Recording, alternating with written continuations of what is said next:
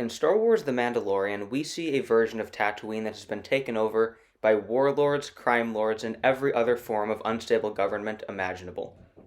And the part of me who watched the original trilogy as a kid and really enjoyed rooting for the rebels wants to blame this on the Empire. But of course, I cannot do that, as the Empire no longer exists at this time.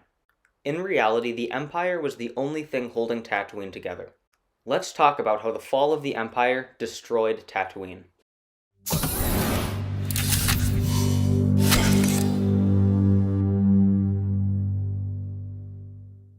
Hey, before we get started, I want to talk about a friend of mine who has a Star Wars channel called Zach Star Wars Collectibles. Now, this channel is really just starting out, so I think he could really use our help in really getting on his feet. So yeah, I'm going to leave a link, so just make sure to check him out. And now on with the video. We have always known that Tatooine is pretty much the middle of nowhere. It's described as that in Star Wars A New Hope, but Tatooine has always been a pretty self-sufficient planet. Tatooine has natural resources, believe it or not, like moisture and crops that can grow from that moisture. That is why farming is so prevalent on Tatooine. Those resources are what separates Tatooine from Hoth or even Coruscant. It's the same thing that separates Western Europe from Siberia. But for the inhabitants of Tatooine to have any sense of safety and security, there needs to be a strong, stable government. Probably a government that is based outside of Tatooine, and one that can connect it to other planets. And for years, Tatooine had this. And, you guessed it, it was the Galactic Empire.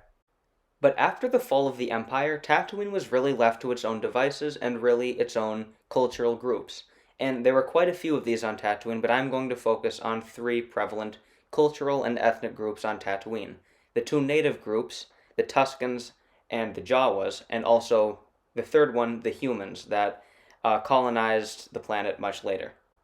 These three cultural groups have nothing in common, and they all believe to some degree that they own the planet and that they are entitled to Tatooine. This is especially true for the Tuskens, but it really applies to all three of them. And not to mention the history of crime on Tatooine and the power associated with being a successful criminal on Tatooine. And this dates back to well before the prequel trilogy and clearly carried over after the fall of the Empire. Hopefully this video answered some of your questions about the benefits of the Empire and exactly what happened after the Empire fell, specifically on Tatooine. Please leave a like, subscribe, and as always, may the Force be with you.